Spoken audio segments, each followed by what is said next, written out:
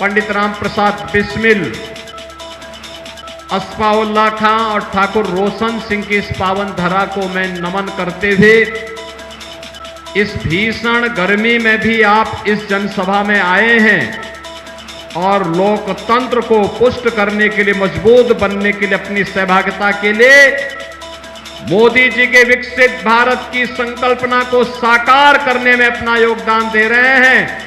इसके लिए बहनों और भाइयों, मैं आप सबका हृदय से अभिनंदन करता हूं, स्वागत करता हूं। बहनों और भाइयों, जब मैं यहां आ रहा था तो मैं देख के भौचक था कि शाहजहांपुर एक ऐसा जिला है जहां लाड साहब का जुलूस भी निकलता है और वहां पर ने लाड साहब के जुलूस का बड़ा अच्छे ढंग से स्वागत करते हैं, मैंने सुना है। और खन्ना जी कहीं भी हो, लेकिन लाड साहब के जुलूस में भाग लेने के लिए जरूर आते हैं। लेकिन बहनों और भाइयों, अभी भी खुदागंज और अल्लाहगंज जैसे कस्बे भी यहां पर हैं और इसीलिए मैं आप सबका आह्वान करने के लिए आया हूं। मोदी जी ने कहा है ना, आजादी के अमृत महोत्सव के मुख्य समारोह को संबोधित करते हुए उन्होंने पंच प्रण की बात की। पंच प्रण में गुलामी के अंशों को समाप्त करना और विरासत का सम्मान करना। हमें भारत और भारतीयता पर गौरव की अनुभूति होनी चाहिए। भारत के विकास को हम लोग मन वचन कर्म से आगे बढ़ाने का कार्य करेंगे और अपनी विरासत का सम्मान भी करेंगे। अयोध्या में राम मंदिर का निर्माण हो, काशी में काशी विश्वनाथ धाम का हो, या फिर शाहजहांपुर में अमर शहीदों का भव्य म्यूजियम बनाने का कार्य हो, या फिर शाहजहांपुर के हनुमत धाम में विराट बजरंगबली की प्रतिमा को स्थापित करने का कार्य हो, ये सभी विरासत का सम्मान है। और बहनों और भाइयों, उसी विरासत के सम्मान के साथ जोड़ने के लिए आज ठाकुर रोशन सिंह की इस पावन धरा पर, अमर शहीद ठाकुर रोशन सिंह की इस पावन धरा पर आकर के इस धरा को नमन करने का मुझे सौभाग्य प्राप्त हो रहा है। मैं इसके लिए आयोजकों को हृदय से धन्यवाद देता हूं और आप सबके आगमन के लिए भी आपका मैं अभिनंदन करता हूं। बहनों और भाइयों, मैं आज से लगभग 5 वर्ष पहले इस धरती पर आया था। मैं यहां आया था तब ठाकुर रोशन सिंह के नाम पर एक महाविद्यालय के निर्माण के कार्यक्रम को हम लोगों ने आगे बढ़ाया था। बहनों और भाइयों, इन शहीदों के शौर्य और पराक्रम का, उनके त्याग और बलिदान का परिणाम है कि आज हम सबको आजादी मिली है। इस आजाद भारत में हम अपने अनुसार योजनाएं बना पा रहे हैं।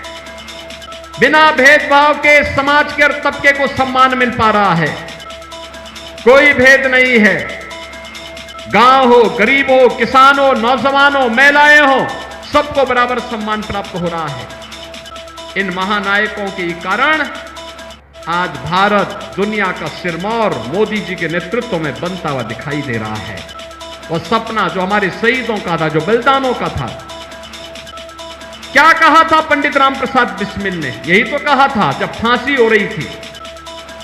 जेलर ने पूछा था, क्या अंतिम इच्छा है? लोग मानते हैं कि भाई किसी को अगर हम फांसी दे रहे हैं, उससे पूछेंगे अंतिम इच्छा, वो कहेगा साहब मुझे छोड़ दो, वो एक बार माफ कर दो। उन्होंने कहा नहीं, हरगिज नहीं, मैं अंग्रेजों से माफी नहीं मांगूंगा। उन्होंने कहा था, मुझे तो एक ही इच्छा है, एक ही इच्छा है मेरी कि मैं बार बार भारत की धरती पर जन्म लूं और जब भी मेरा जन्म हो वह मातृभूमि के लिए समर्पण का हो, मातृभूमि के लिए बलिदान का हो। यही तो कहा था राम प्रसाद बिस्मिल ने। इसी बात को लेकर के आज हम सब आपके बीच आए हैं। और यही ठाकुर रोशन सिंह ने कहा था, यही अस्फाउल्लाह खान ने कहा था। बहनों और भाइयों, एक तरफ इन क्रांतिकारियों का, महाराणा प्रताप से, छत्रपति शिवाजी महाराज से, गुरु गोविंद सिंह जी महाराज हो, महारानी लक्ष्मीबाई हो, मंगल पांडे हो, एक लंबा इतिहास है भारत की आजादी के इन नायकों का, जिन्होंने बिना रुके, बिना डिगे, बिना थके और बिना अपने संकल्प से डिगे भारत की स्वाधीनता के लिए लोग लड़ते रहे, लगातार लड़ते रहे। जब लोग मानते थे कि अंग्रेजों के कार्यकाल में कभी सूर्य अस्त नहीं होता, लेकिन इनका संकल्प था कि हम अंग्रेजों का सूर्य अस्त करके रहेंगे और भारत की स्वाधीनता का सूर्योदय होगा। और बहनों और भाइयों, आज उसी नए भारत में हम लोग जन्म लेकर के अपना कार्य कर रहे हैं। एक तरफ भारत के इन अमर बलिदानियों के प्रति श्रद्धा और सम्मान का भाव रखने वाली भारतीय जनता पार्टी है, और दूसरी तरफ कांग्रेस समाजवादी पार्टी का इंडी गठबंधन। आपने देखा होगा, अभी 2 दिन पहले समाजवादी पार्टी ने मैनपुरी में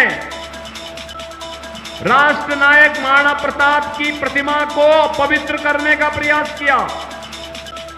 समाजवादी पार्टी के गुंडे मूर्ति के ऊपर चढ़ते हैं, मूर्ति में महाराणा प्रताप के आन मान शान के प्रतीक भाला को तोड़ने का प्रयास करते हैं, मूर्ति को पवित्र करते हैं, गाली गलौज करते हैं।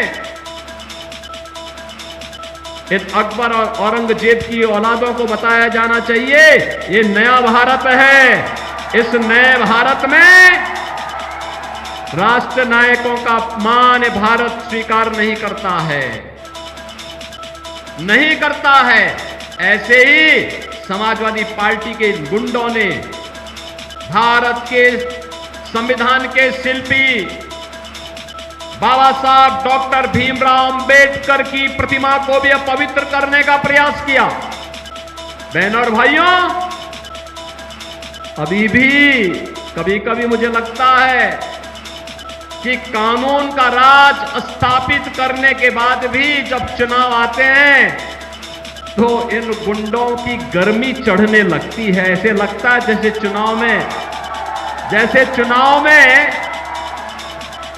चुनाव आते ही इनको लगने लगता है कि जैसे अब ये लोग फिर से जनता पे अपना कहर डालने लग जाएंगे। लेकिन इनकी गफलत है ये।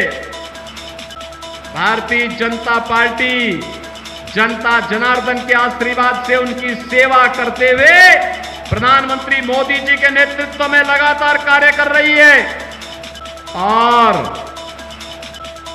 चुनाव परिणाम आएंगे, गुंडों की गर्मी भी धीरे धीरे करके अपने आप शांत होती जाएगी। बहनों और भाइयों, आज देश अपने आजादी के अमृत काल में प्रवेश कर गया है, और अमृत काल का संकल्प क्या है? विकसित भारत। क्या संकल्प है? विकसित भारत, आत्मनिर्भर भारत। आत्मनिर्भर भारत का मतलब हर नौजवान आत्मनिर्भर होगा, उसके हाथ को काम होगा। हर महिला आत्मनिर्भर होगी, उसके हाथ को कार्य होगा। हर किसान आत्मनिर्भर होगा, उसके हाथ को कार्य होगा और खुशहाल होगा। हर हस्तशिल्पी के हाथ को कार्य होगा, उसका जीवन खुशहाल होगा, उसके बच्चे खुशहाल होंगे। हर श्रमिक खुशहाल होगा, उसके बच्चे खुशहाल होंगे, उसके बच्चे भी अच्छे स्कूलों में पढ़ पाएंगे, जैसे हम लोगों ने अटल आवासीय विद्यालय बनाए हैं। बहनों और भाइयों, और जब आत्मनिर्भर भारत होगा, वही आत्मनिर्भर भारत विकसित भारत की संकल्पना को साकार करेगा। और हमारी पीढ़ी सौभाग्यशाली है, हमने इस विकसित भारत की संकल्पना को साकार होते हुए हम देख रहे हैं। आपने देखा होगा कैसे मोदी जी के नेतृत्व में 10 वर्ष में भारत बदला है। 10 वर्ष पहले की कल्पना करिए, क्या था भारत?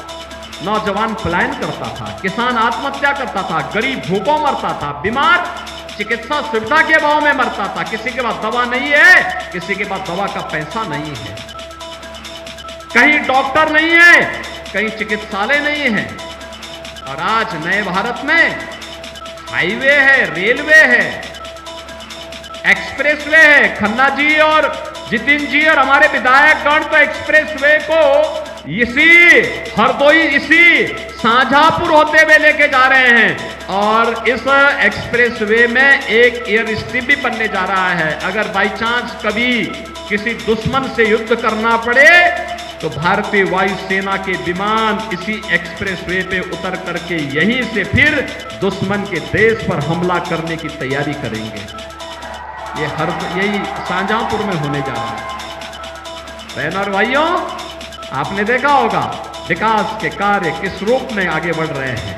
खन्ना जी भी नई योजनाओं को लेके आते हैं, जितिन प्रसाद जी नई योजनाओं को लेके आ जाते हैं, जेपीएस राठौर भी नई योजनाओं को लेके आते हैं, हमारे सांसद, हमारे विधायक, ये सभी लोग लग करके विकास की इस मुहिम को तेजी के साथ आगे बढ़ा करके नए भारत का नया उत्तर प्रदेश है तो नया उत्तर प्रदेश का नया शाहजहांपुर भी आज हम सबके सामने देखने को मिल रहा है। बहनों और भाइयों, उसी नए भारत में दुनिया में सम्मान, राष्ट्रीय सुरक्षा पुख्ता, अब तो पटाखा भी जोर से फट जाएगा ना तो पाकिस्तान सफाई देता कि भैया मेरा योगदान नहीं है, मैंने नहीं किया है, मैं नहीं किया हूं, मेरा कोई लेना देना नहीं। क्योंकि से मालूम होता, उसको ये पता है कि अगर देर कर दिया और कहीं लेने के देने ना पड़ जाए फिर, क्योंकि ये नया भारत है, छेड़ता नहीं है, लेकिन कोई छेड़ेगा तो फिर छोड़ता भी नहीं है। और इसीलिए इस नए भारत में आज हम सब रह रहे हैं। गरीब कल्याणकारी योजनाओं को देखो ना, 80 करोड़ लोग फ्री में राशन प्राप्त कर रहे हैं। कांग्रेस और सपा की सरकार के समय लोग भूख से मरते थे। 50 करोड़ लोगों का जनधन अकाउंट खुल गया है। 60 करोड़ लोगों को 5 लाख रुपए की स्वास्थ्य बीमा का कवर मिल रहा है। 12 करोड़ किसान सम्मान निधि का लाभ प्राप्त कर रहे हैं। 12 करोड़ गरीब घरों में शौचालय बन गए हैं। 10 करोड़ गरीब घरों में उज्ज्वला योजना का रसोई गैस का सिलेंडर पहुंच गया है। और हमने तो यूपी से भी व्यवस्था की है, होली और दीपावली में एक सिलेंडर, भरा हुआ सिलेंडर फ्री में उपलब्ध करवाएंगे। 4 करोड़ गरीबों के मकान मिल गए। और मोदी जी ने कहा है जितने भी गरीब हैं, जितने भी पात्र लोग हैं, जिनके घर में रसोई गैस का सिलेंडर नहीं है, उन सबको हम फ्री में सिलेंडर का कनेक्शन देंगे। और जिनके घर नहीं, उनको एक मकान भी उपलब्ध करवाएंगे। आप भी अपने तरीके से घोषणा करके आइए, मोदी जी का प्रतिनिधि बन करके, योगी जी का प्रतिनिधि बन करके आप भी गांव गांव में बोल दीजिए, जिसके पास मकान नहीं उसको मकान मिलेगा। आश्वस्त कर दीजिए। बहनों और भाइयों, जहां यह कार्य है वहीं साथ ही साथ अयोध्या में रामलला भी आ गए। कांग्रेस क्या कहती थी? कहते थे राम तो है ही नहीं। समाजवादी पार्टी के लोग क्या कहते थे कि परिंदा पर नहीं मार सकता। अरे कल ही प्रधानमंत्री मोदी जी अयोध्या आए थे, आपने देखा होगा, लाखों लोग उमड़े थे, लाखों लोग आए थे और सभी लोग मोदी जी का अभिवादन कर रहे थे। और सब लोगों के स्वर, मुंह में एक ही स्वर था, तो सब लोग कह रहे थे जो राम को लाए हैं हम उनको लाएंगे। यही तो शाहजहांपुर के अंदर भी है ना, यही तो शाहजहांपुर में भी है ना। शाहजहांपुर भी यही सोचता है। तो बहनों और भाइयों, रामलला अयोध्या में 500 वर्षों के बाद फिर से विराजमान हो गए हैं। भगवान राम ने अपनी इस बार होली भी मनाई और अपना जन्मदिन भी मनाया अयोध्या में। और जन्मदिन के दिन तो भगवान सूर्य ने प्रभु राम का सीधे सीधे सूर्य तिलक किया। यह भी दृश्य आपने देखा होगा। बहनों और भाइयों, हमारी पीढ़ी कितनी सौभाग्यशाली है, जिस शुभ कार्य को कई पीढ़ियां नहीं देख पाई, उस शुभ कार्य को हमारी पीढ़ी देख रही है, अपनी आंखों से देख रही है, महसूस कर रही है, उसके साथ सहभागी बन रही है। इससे ज्यादा सौभाग्य और क्या हो सकता है? बहनों और भाइयों, इसीलिए तो राम प्रसाद बिस्मिल ने कहा था कि ये इस भारतवर्ष में 100 बार मेरा जन्म हो, कारण सदा ही मृत्यु का देशोपकारक कर्म हो। और मुझे लगता है कि ये पंडित राम प्रसाद बिस्मिल और ठाकुर रोशन सिंह का यह संकल्प आज साकार हो रहा है, और उससे संकल्प करने के लिए आज हम आपके बीच आए हैं। भारतीय जनता पार्टी ने श्री अरुण कुमार सागर को फिर से अपना प्रत्याशी बनाकर के आपके बीच उतार के भेजा है। बहनों और भाइयों, वे भारतीय जनता पार्टी के प्रत्याशी हैं। कमल चुनाव चिन्ह पर पड़ने वाला एक एक वोट ये सीधे मोदी जी के खाते में जाएगा। मोदी जी को तीसरी बार देश का प्रधानमंत्री बनाएगा। मोदी जी का प्रधानमंत्री बनने का मतलब दुनिया की ताकत के रूप में उभरता हुआ भारत, विकसित भारत, आत्मनिर्भर भारत, ऐसा भारत जिसको कोई दुश्मन आंख नहीं दिखाएगा, और उस भारत के अंदर आपका भी सम्मान सुरक्षित होगा, आपके घर में भी समृद्धि आएगी, आपके यहां भी विकास होगा। और उसी के लिए हम लोग आए हैं। अरुण कुमार सागर को भारतीय जनता पार्टी ने अपना प्रत्याशी बनाया है। भारतीय जनता पार्टी के प्रत्याशी हैं निषाद पार्टी ने, राजभर पार्टी ने, अपना दल ने, राष्ट्रीय लोक दल ने भी ने अपना समर्थन दिया है। ये सभी लोग उनके साथ सहभागी बन रहे हैं। आप भी अरुण कुमार सागर को अपना आशीर्वाद देने को तैयार है ना? कमल चुनाव चिन्ह पर तैयार है? अरे जोर से बोलो शाहजहांपुर वालों, सहमत हैं? सभी लोग सहमत हैं? लेकिन बहनों और भाइयों, इसके लिए आपको एक काम करना पड़ेगा। 13 मई को तो वोट स्वयं तो डालना पड़ेगा। हर व्यक्ति को 2-2 परिवारों की जिम्मेदारी लेनी पड़ेगी मतदान स्थल पर ले जाने की। ले जाएंगे? और अभी आपके लिए प्रचार का समय है। आज बहनों और भाइयों 6 मई हो गई, लगभग 6 दिन प्रचार के। इन 6 दिनों में आप कम से कम 4-4 घंटे देश के लिए कमल चुनाव चिन्ह का समर्थन मांगने के लिए क्या घर घर जाएंगे? मोदी जी का प्रतिनिधि बनकर के जाएंगे? अरुण सागर बनकर के जाएंगे? वोट मांगेंगे? लोगों को बताएंगे कि हमें विकसित भारत बनाना है ना? तो बहनों और भाइयों, इसी के लिए मैं और हमारा पूरा मंच आपसे अपील कर रहा है। घर घर जाएंगे, मोदी जी को फिर से प्रधानमंत्री बनाएंगे, और मोदी जी के प्रधानमंत्री बनाने में शाहजहांपुर का योगदान होगा। इसके लिए अरुण सागर को यहां से जिता करके भेजेंगे। सहमत हैं? सहमत है ना? तो फिर मेरे साथ बोलेंगे दोनों हाथ पकड़ करके, भारत माता की, भारत माता की, भारत माता की।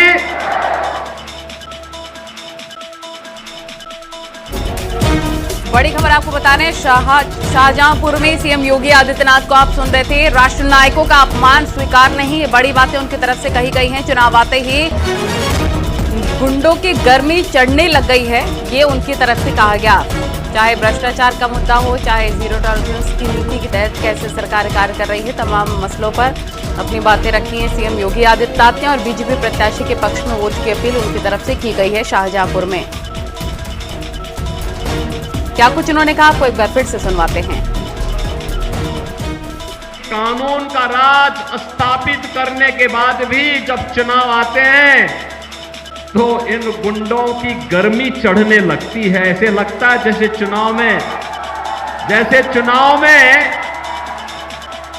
चुनाव आते ही इनको लगने लगता है कि जैसे अब ये लोग फिर से जनता पे अपना कहर ढाने लग जाएंगे। लेकिन इनकी गफलत है ये। भारतीय जनता पार्टी जनता जनार्दन के आशीर्वाद से उनकी सेवा करते हुए प्रधानमंत्री मोदी जी के नेतृत्व में लगातार कार्य कर रही है। और चुनाव परिणाम आएंगे गुंडों की गर्मी भी धीरे धीरे करके अपने आप शांत होती जाएगी।